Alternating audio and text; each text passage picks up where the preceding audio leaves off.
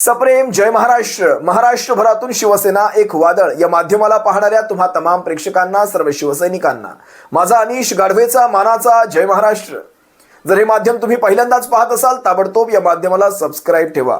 महाराष्ट्रभर शिवसेनेच्या विचारांना पोहोचवणाऱ्या या माध्यमाला तुम्ही सर्वांनी मिळून मोठं करा ही नम्र विनंती करतो.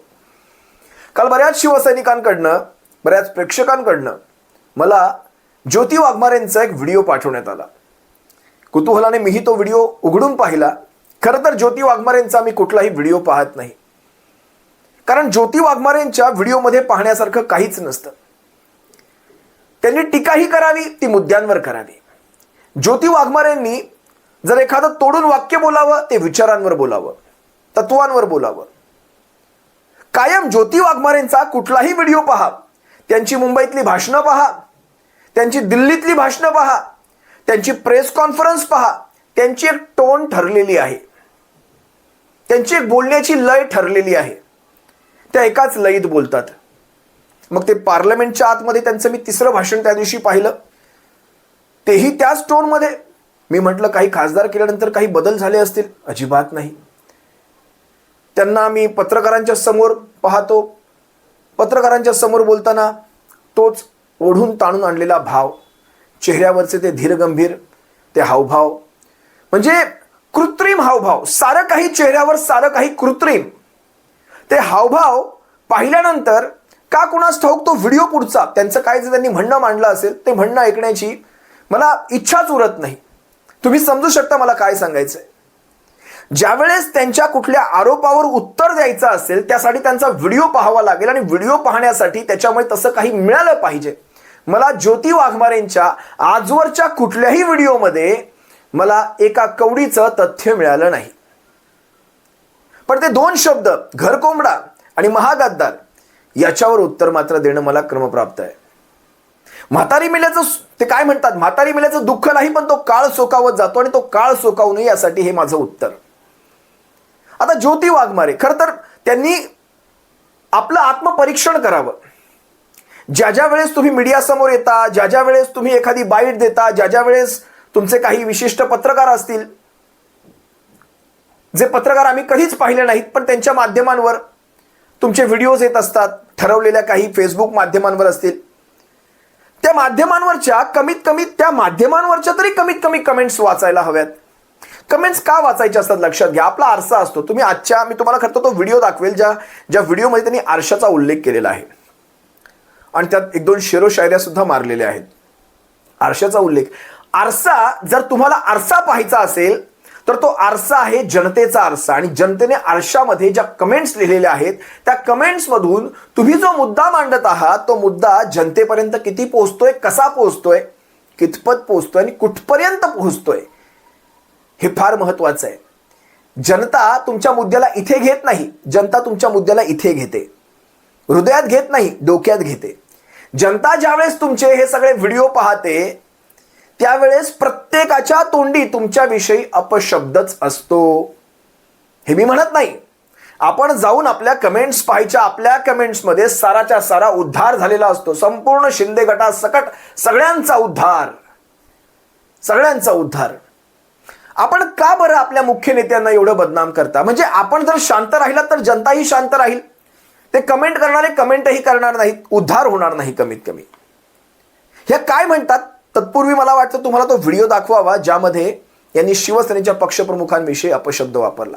तुम्ही एकदा हा व्हिडिओ पहा, त्यापुढे मी माझं विश्लेषण करतो. उद्धवजी, जसे तुम्ही झेंडा बदलला, तुम्ही अजेंडा बदलला, त्याच्यामुळे स्वतःवरून जगाची परीक्षा करायची नसते. माननीय पंतप्रधान मोदीजी देशाचे पंतप्रधान आहेत, आणि आदरणीय एकनाथजी शिंदे साहेब महाराष्ट्राचे उपमुख्यमंत्री आहेत. त्यांना तुमच्यासारखं फक्त राजकारण आणि पैसा आणि पैशाचे कंटेनर एवढंच नाही दिसत. एकनाथ शिंदे साहेबांना शेतकऱ्यांची काळजी आहे, लाडक्या बहिणींची काळजी आहे, मतदारसंघाच्या आणि महाराष्ट्राच्या विकासाची काळजी आहे. त्यामुळे ते विकासाचे अनेक प्रश्न घेऊन माननीय पंतप्रधानांना भेटले. त्याच्यामध्ये तुम्हाला इतकी का भीती वाटते? न्यायालयावरती विश्वास नाहीये का तुमचा?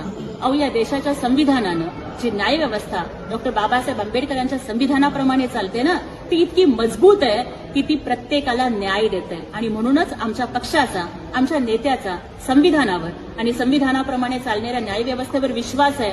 परंतु ज्या पद्धतीचा संशय उद्धव ठाकरेंनी आज पत्रकार परिषदेत व्यक्त केलाय, मला वाटतं की तो न्यायालयाचा अवमान करत आहे. ताई, कोर्टात केस सुरू असताना भेट कशामुळे दिली असा सवाल त्यांनी उपस्थित केला. बघा, कोर्टामधली केस ही सर्वोच्च न्यायालयामध्ये चालू आहे, तिथे युक्तिवाद चालू आहे. आम्ही न्यायालयाचा आदरच करतो.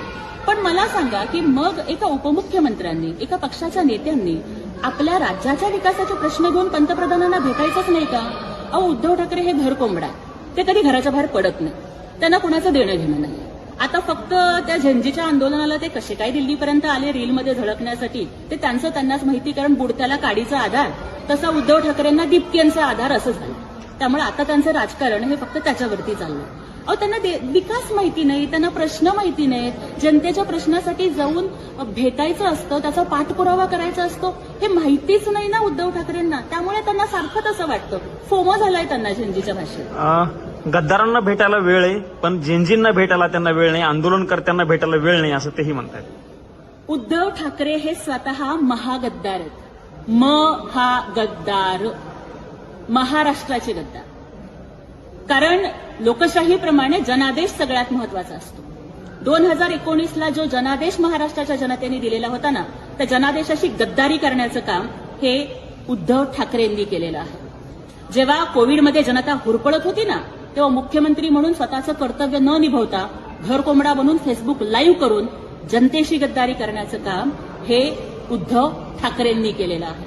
आणि त्याचबरोबर हिंदुहृदय सम्राट बाळासाहेब ठाकरेंना जनाब बाळासाहेब ठाकरे म्हणणारे, आपल्या पक्षाच्या रॅल्यांमध्ये पाकिस्तानचे झेंडे नाचवणारे, मुंबई बॉम्बस्फोटातल्या आरोपीला स्वतःच्या प्रचाराला बोलवणारे आणि वंदे मातरम म्हणायला नकार देणारे अबू आझमीला आणि कारसेवकांच्यावरती गोळ्या चालवणाऱ्या सपाच्या नेत्यांना मातोश्रीवरती बोलवून बाळासाहेबांच्या फोटो पुढे त्याचा सत्कार करणारे उद्धव ठाकरे हिंदुत्वाचे महागद्दार आहेत, महाराष्ट्राचे गद्दार आहेत.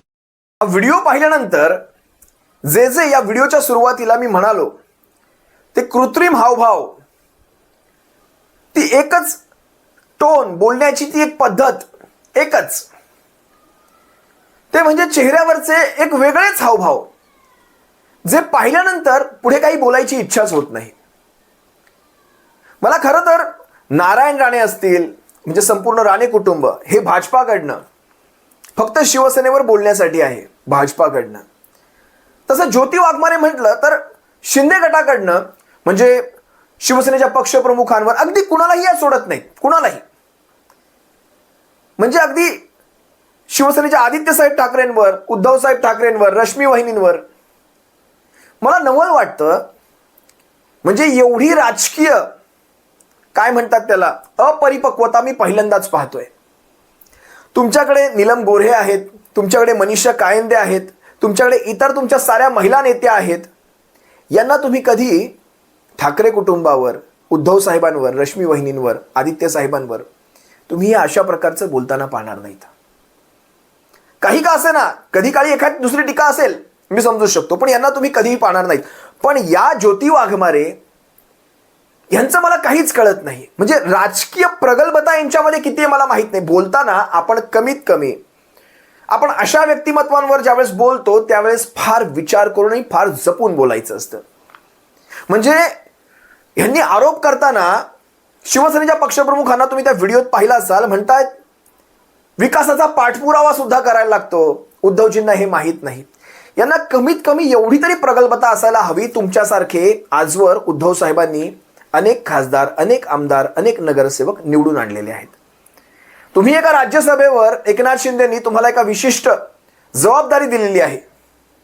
जबाबदारी म्हणजे ठाकरे कुटुंबावर फक्त बोलत राहायचं. मी बोलत राहायचा हा शब्द वापरला. हा शब्द मी राणे कुटुंबाविषयी वापरत नाही. पण तरी सुद्धा आपण राज्यसभेच्या पहिल्यांदा नवनिर्वाचित खासदार आहात. महाराष्ट्रासारख्या राज्यातनं आपण खासदारकीवर गेला आहात. आपल्यावर नगरसेवकाची जबाबदारी नाही आहे, स्वीकृत नगरसेवकाची. बघा, माझं म्हणणं बारीक ऐका. आपण स्वीकृत नगरसेवक नाही आहात. आपण एखादे स्वीकृत ग्रामपंचायत सदस्य नाही आहात. आपण एखादे स्वीकृत नगर परिषद, नगरपालिका सदस्य नाही आहात. आपण एखादा स्वीकृत सरपंच नाही आहात. आणि हे सगळं बोलल्यानंतर मला या सगळ्या पदांची कुठेही किंमत कमी करायची नाहीये. आपण राज्यसभेचे, देशाच्या सर्वोच्च कायदेमंडळातल्याही सर्वोच्च सभागृहाचे आपण सदस्य आहात. म्हणजे वरचं सभागृह, लोकसभा हे खालचं झालं, राज्यसभा वरचं झालं. तुम्हाला माहिती आहे, राज्यसभेमध्ये त्या माणसांना पाठवलं जातं ज्या माणसांना कला, क्रीडा, म्हणजे शिक्षण क्षेत्र असेल, अगदी विज्ञान क्षेत्र असेल, अगदी खेळ असेल, अगदी म्हणजे समाजातली अशी क्षेत्र जी नामवंत क्षेत्र आहेत आणि या नामवंत क्षेत्रांमध्ये ज्यांनी आपलं योगदान दिलेलं आहे अशातल्या लोकांना, म्हणजे हा भाग असलेली लोक, त्यांना खरं तिथे घेऊन यायचं असतं. कारण ते काही लोकसभेतून निवडून जाऊ शकत नाही लोकांमधनं. ते त्यांचं क्षेत्र नाही. त्यांना ह्या मार्गाने आणून त्यांच्या त्या डोक्याचा उपयोग देशाच्या प्रगतीमध्ये, देशाच्या कायदेमंडळामध्ये कुठेतरी करता येईल. लक्षात घ्या. पण झालंय कसं, माणसं ही अशी येऊ लागली ज्यांना नगरपंचायत कळेना, ज्यांना नगरसेवक कळेना, ज्यांना राज्यसभेचा खासदार कळेना, तिथे जाऊन ही असली भाषा.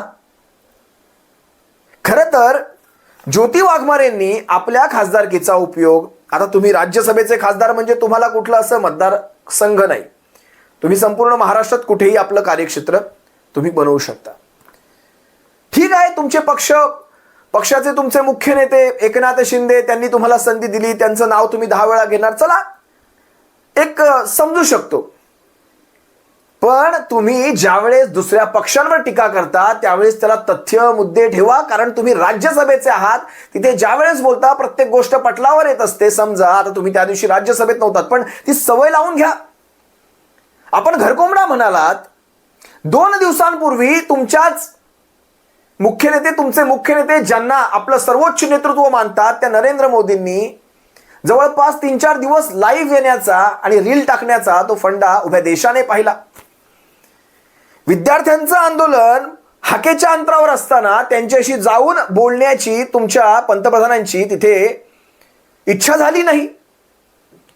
पण तेच ऑनलाईन रील करायचं आणि माय फ्रेंड्स म्हणायचं आणि तुम्ही व्हिडिओमधून तो संदेश द्यायचा. याला काय म्हणायचं? सर्वसामान्य परिस्थितीमध्ये जर तुमचे पंतप्रधान तिथे जाऊ शकत नसतील, कोविडच्या काळामध्ये उभ्या देशामध्ये जी पद्धत, उभ्या जगामध्ये जी पद्धत चालू होती, सर्व जनतेला त्यांच्यापर्यंत पोहोचून कुठलाही मुख्यमंत्री बोलू शकला नसता. त्यामुळे सर्व जनतेला फेसबुकच्या माध्यमातून, ह्या ऑनलाईनच्या माध्यमातून ज्यावेळेस शिवसेनेचे पक्षप्रमुख संध्याकाळी त्यांच्याशी संवाद साधायचे, तुमची काय इच्छा होती, प्रत्येक जिल्ह्यामध्ये जाऊन बसायचं होतं. म्हणजे बोलणं कुठेतरी सेन्स असावा, त्याच्यामध्ये कुठेतरी काहीतरी तथ्य असावं. स्वतः तुमचे पंतप्रधान नरेंद्र मोदी त्यावेळेस स्वतः ऑनलाईन बैठका घ्यायचे. का बरं नरेंद्र मोदींना काल परवा विद्यार्थ्यांमध्ये जायची इच्छा झाली नाही? विद्यार्थ्यांना कोरोना झाला होता का? विद्यार्थ्यांना जवळ जायचं नव्हतं, मास्क घालायचं होतं, असली परिस्थिती होती का? अजिबात नाही. मग का सर्वसामान्य परिस्थितीत तुम्ही जाऊ शकत नाही, तुम्ही दुसऱ्याला घरकोंबडा म्हणता? काट मारली तुमच्या आरोपाला काट, मुद्द्याला मुद्द्याने काट मारायची. दुसरा आरोप काय? महागद्दार. उद्धव साहेब 2019 साली सगळ्यात पहिली तुम्ही जनतेचा जनादेश धुडकावला आणि भारतीय जनता पक्षाला बाजूला करून तुम्ही काँग्रेस बरोबर गेलात, हे तुम्ही सांगणार? हे काँग्रेसमधनं आलेली माणसं ज्यावेळेस सांगतात ना, त्यावेळेस मला जास्त हसू येतं. म्हणजे राजू वाघमारे सारखा माणूस सांगतो काँग्रेस या आणि काँग्रेस बरोबर तुम्ही गेले, हिंदुत्व सोडलात, बाळासाहेबांचं हिंदुत्व सोडला. मला ते खरंच नवल वाटतं. मिलिंद देवरा हे कोण आहेत, कुठले आहेत? तुमच्याकडे आले, पावन झाले. काँग्रेसची पण नाही घेऊन आले, ते त्यांच्या पिढ्या गेल्या काँग्रेसमध्ये. अजून नेत्यांची नावं घेऊ, जाऊ द्या, मला त्या भागात जायचं नाही. मला खरंच म्हणजे भारतीय जनता पक्ष असेल, त्यांचे तुमच्यासारखे सहकारी असतील, या सर्वांचं नवल वाटतं. काँग्रेस म्हणजे काय नेमकं? काँग्रेस म्हणजे काँग्रेसच्या कार्यालयातले ते दिवे, त्यांच्या कार्यालयातले टेबल, खुर्च्या, त्या तसबिरी, ते वरचे पंखे, हे म्हणजे काँग्रेस? की तिथली माणसं म्हणजे काँग्रेस? त्यांचे विचार म्हणजे काँग्रेस? माणसं चालतायत पण काँग्रेस नकोय आम्हाला. मग काँग्रेस नेमकी आहे कोण? माणसं तर तुमच्याकडे आली. अगदी बाळासाहेब विखे पाटलापासून घ्या किंवा आदर्श घोटाळ्यातले ते चव्हाणांपासून घ्या किंवा सगळेच घ्या, कोणीही घ्या, काँग्रेस आली. पण आता नेमकी काँग्रेस आहे कोण? काँग्रेसचे विचार सोडले. अहो वाघमारे बाई, तुम्हाला एक गोष्ट सांगतो, तुम्हाला माहित नसेल कारण त्यावेळेस तुम्ही कुठे होतात हे आम्हाला माहित नाही. ज्या काळाचा उल्लेख करता 19चा, त्या काळामध्ये त्याच देवेंद्र फडणवीसांनी, त्याच अमित शहांनी शिवसेनेच्या पक्षप्रमुखांना जे आश्वासन दिलं होतं अडीच वर्ष म्हणजे समान सत्तेतल्या भागीदारीचं, याचे व्हिडिओ पुरावे माझ्याकडे आहेत. मी कित्येकदा माध्यमांवर ते दाखवले. बरं, ह्या संदर्भात स्वतः देवेंद्र फडणवीसांनी एक प्रेस कॉन्फरन्स घेतली होती, ऑन रेकॉर्ड आहे त्या. स्वतः एकनाथ शिंदेंना सुद्धा या सगळ्या गोष्टी चांगल्याच माहिती आहेत. ज्यावेळेस शिवसेनेच्या पक्षप्रमुखांना 2014 साली वेगळं लढलं त्यावेळेस कुठलंही आश्वासन नव्हतं. त्यामुळे त्यावेळेस आपण विरोधात बसलो की त्यावेळेस विरोधी पक्षनेते हे सर्वात मोठं आणि महत्वाचं पद हे एकनाथ शिंदेंनाच देण्यात आलं होतं. 2019 साली ज्यावेळेस भारतीय जनता पक्ष पुन्हा एकदा युतीची बोलणी करण्यासाठी आला, त्यावेळेस भारतीय जनता पक्षाने गोष्ट स्पष्टपणे सांगितली होती. भारतीय जनता पक्ष म्हणाला होता की आता जे काही असेल, कारण आपण ती गोष्ट वदवून घेतली, जे काही असेल ते समान असेल. अगदी जागा वाटप सुद्धा मित्र पक्षांच्या जागा सोडल्यानंतर उरलेल्या जागा या समान असतील आणि सत्तेमधला वाटा सुद्धा समान, पदांचं आणि जबाबदाऱ्यांचं समान वाटप. मग मला सांगा, मग हे 2019 साली जे दिलेलं वचन होतं ते देवेंद्र फडणवीसांनी का बरं मोडलं? आपण हा प्रश्न त्यावेळेस नाही केला त्यांना. तुम्ही कसा करणार म्हणा, तुम्ही तेव्हा होतात कुठे हे मला माहितच नाही. एकनाथ शिंदेंनी हा प्रश्न का नाही केला देवेंद्र फडणवीसांना? बरं, तुम्हाला तो व्हिडिओ पाहायचा आहे, चला तुमच्यासाठी मी तो व्हिडिओ दाखवतो. गेल्या 5 वर्षात आम्ही जे काही काम केलेलं आहे, आम्हाला विश्वास आहे की जनता पुन्हा आम्हाला निवडून देईल. त्यामुळे पुन्हा सरकारमध्ये आल्यानंतर पद आणि जबाबदाऱ्या याची समानता राखण्याचा देखील आम्ही निर्णय केलेला आहे. आणि त्या दृष्टीनं जे पद आणि जबाबदाऱ्या ज्या सांभाळण्यात येतील त्याही समान पद्धतीनं सांभाळण्यात येतील, हाही निर्णय या ठिकाणी आम्ही केलेला. एकूणच आमच्याकरता आता या बाकी गोष्टी गौण आहेत.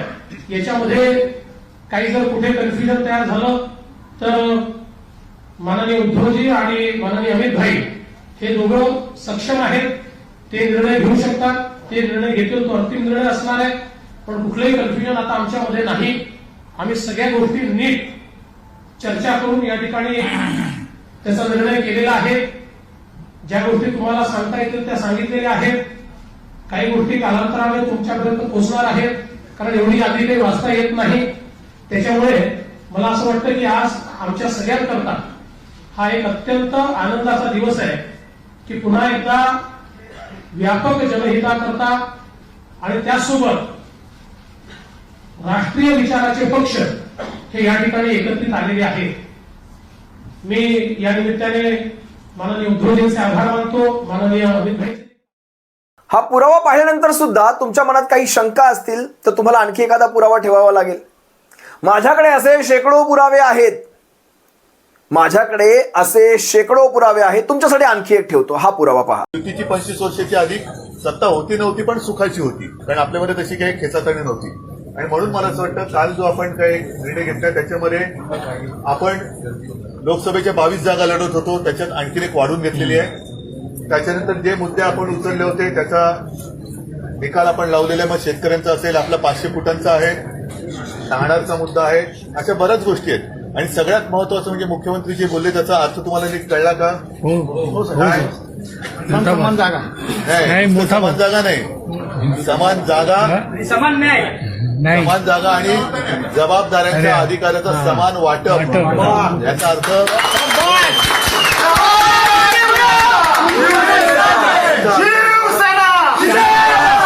याचा अर्थ मी त्याच्यामध्ये समानता आणलेली आहे. पहिले 25 वर्ष आपण जे करत होतो की ज्याच्या जागा जास्त त्याचा मुख्यमंत्री, ते मी स्वीकारलेलं नाही. मी आपलं जे स्वप्न आहे की आपला मुख्यमंत्री झाला पाहिजे, या सगळ्या गोष्टी एक असं नेहमी म्हणतो आपण की युद्धात जिंकले आणि तळात हरलो. मला माहित नाही हा तळ असेल तर तळात हरलो की जिंकले तुम्ही ठरवायचं. नाही, जिंकणारच साहेब, जिंकणारच. नाही, हा जर कालचा आपला तह असेल तर तळात हरलोय की जिंकलोय? आता पुढची जबाबदारी तुमची आहे. तळामध्ये जिंकलेलो आहे, आता युद्धात जिंकावं लागेल. साहेब फक्त तुमचा आदेश.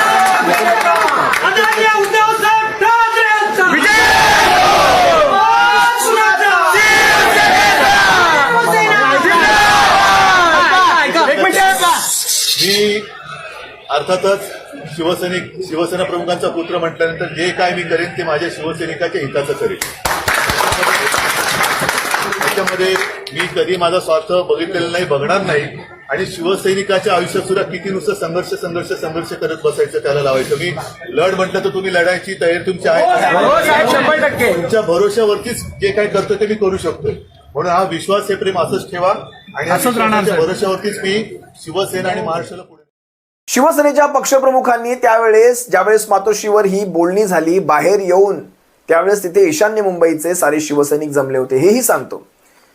त्यांच्या समोर शिवसेनेच्या पक्षप्रमुखांनी आत जे घडलं ते आपल्या शिवसैनिकांच्या पुढे ठेवलं. बरं, तुमच्या माहितीसाठी सांगतो, तिथे जे उभे होते त्याच्यामध्ये शिशिर शिंदे उभे होते, जे सध्या तुमच्या पक्षामध्ये आहेत. शिशिर शिंदे, मुलुंडचे माजी आमदार शिशिर शिंदे हे स्वतः तिथे उभे होते. ते सांगू शकतात, तुम्ही पहा, त्या मी दाखवलेल्या व्हिडिओमध्ये, आता तेवढा क्लिअर नाहीये पण त्या व्हिडिओमध्ये शिशिर शिंदे सुद्धा दिसतात. ते स्पष्टपणे म्हणाले, आजवर ज्याचे सगळ्यात जास्त आमदार त्याचा मुख्यमंत्री बसायचा, हे तत्व चालायचं. पण आता आपण तसं करणार नाही. शांततेने ऐका शिवसैनिकांनो, माझं म्हणणं तुम्हाला कळतंय का? शिवसैनिक जोशमध्ये होते, त्यांना काही कळत नव्हतं, पण तरी सुद्धा ते हो म्हणत होते. त्यांनी त्यांना थांबवलं नाही. तुम्ही ऐका मला काय सांगायचंय ते. त्यानंतर शिवसेनेचे पक्षप्रमुख म्हणाले, आजवर जे होत होतं त्याला मी काट मारलेली आहे. इथून पुढे म्हणजे यावेळेस दोघांनाही सत्तेमध्ये समान वाटा असेल. मग मुख्यमंत्री तुझा अर्धा वेळ माझा अर्धा वेळ, याच्यासाठी काय वेगळी मीटिंग वेगळी बैठक घ्यायची गरज होती का? नाही. सत्तेतला समसमान वाटा याचा अर्थ काय? पद, जबाबदाऱ्यांचा समसमान वाटा याचा अर्थ काय? पद म्हणजे मुख्यमंत्री हे पद नाही का?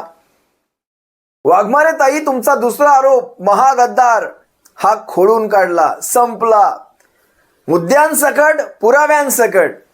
आम्हाला पुराव्यांनिशी आणि मुद्द्यांनिशी बोलायला आवडतं. पुढे या वाघमारे ताई काय म्हणतात? काँग्रेसच्या पायावर बाळासाहेबांचे विचार ठेवले.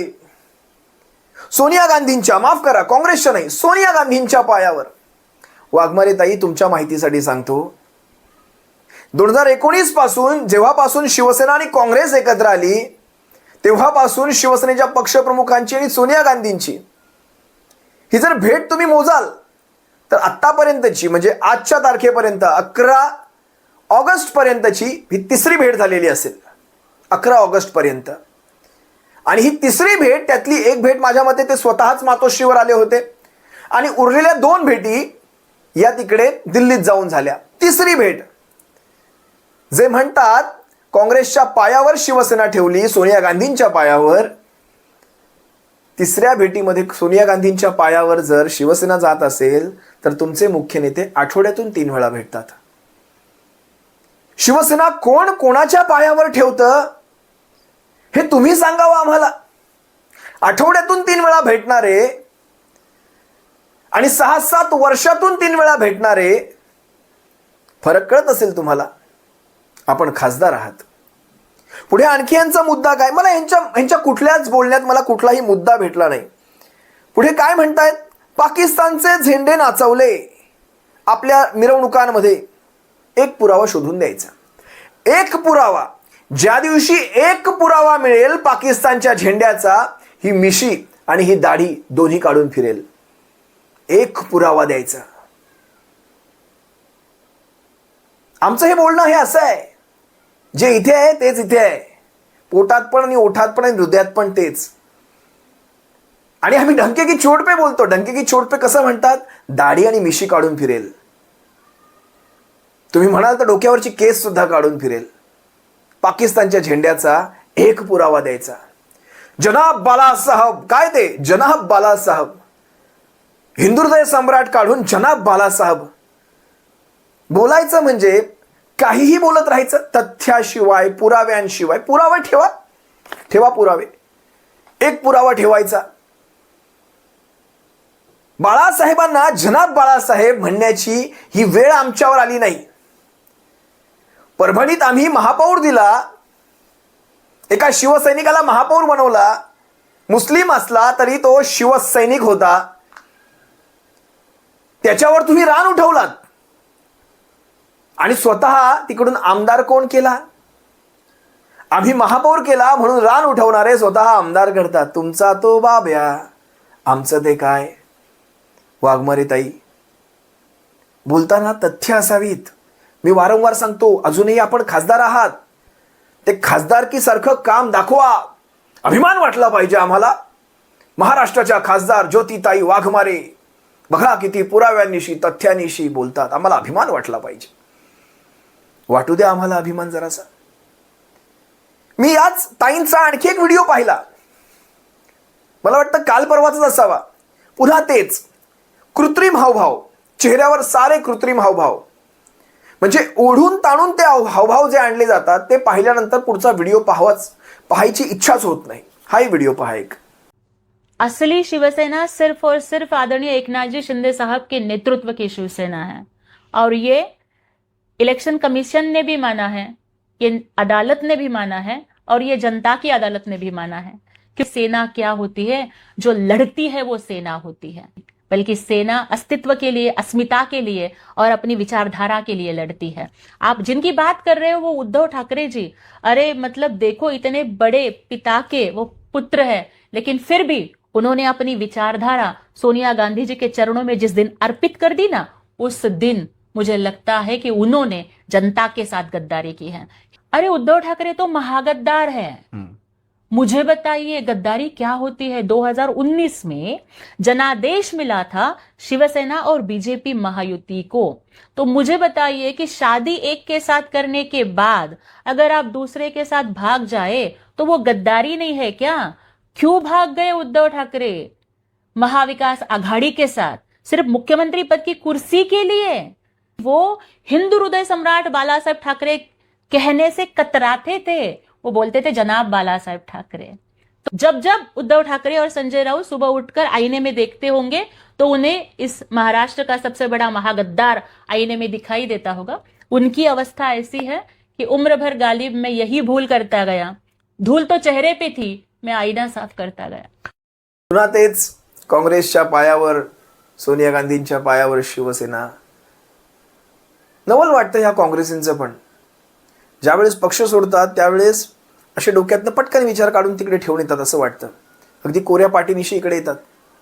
मला तर राजू वाघमारेंचं कित्येक डिबेटमध्ये आम्ही समोरासमोर बसतो त्यावेळेस नवल वाटतं. बाळासाहेबांचं हिंदुत्व सोडलं. अरे बाबा, कालपर्यंत म्हणजे सरडा खरंच किती लाजत असेल सरडा. ज्या काँग्रेसमध्ये या माणसांनी आपलं करिअर घडवलं ती माणसं शिवसेनेला म्हणतात बाळासाहेबांचं हिंदुत्व सोडलं, काँग्रेस बरोबर गेले. म्हणजे किती, कुठून येतो हा अत्युच्च दर्जाचा आत्मविश्वास. म्हणजे काही राहिलंच नाहीये का जनाची मनाची. या असल्या लोकांना काही राहिलीच नाहीये.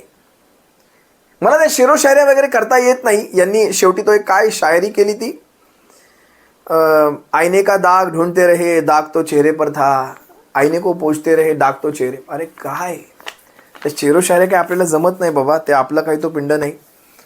शेरो शायऱ्या करून जर राज्यसभेच्या खासदार काय मिळत असेल तर तेही शिकून घेऊ. पण मला कुठेच, शिवसैनिकांना माफ करा, मी तुमची माफी मागतो. मला ह्यांचे व्हिडिओ पाठवण्याच्या अगोदर 10दा विचार करा. आणि आपल्याला ज्या गोष्टी जमतात, आपण ज्या तथ्य पुराव्यांनिशी बोलतो तेवढं मला पाठवत जा. मला ही अशी उत्तर द्यायला मला शक्य होणार नाही शिवसैनिकांना. त्यांच्या बोलण्यात जर कुठे काही तथ्य पुरावे असतील तर मी नक्की बोलीन. मी नक्की त्याचा तुमच्या सर्वांसमोर पुराव्यानिशी समाचार घेईन. पण हे असलं अधांतरी हवेत बोलणं आपल्याला काही शक्य होत नाही. आणि त्याचा तुम्ही हट्टही धरणार नाहीत. ही माझी तुम्हा सर्वांकडनं एक अपेक्षा आहे, माफक अपेक्षा आहे. आपण ती नक्की पाळाल. असो, तुम्हा सर्वांची रजा घेतो. सप्रेम. जय महाराष्ट्र. बाळासाहेबांच्या सैनिकांनो काळजी घ्या. जय महाराष्ट्र.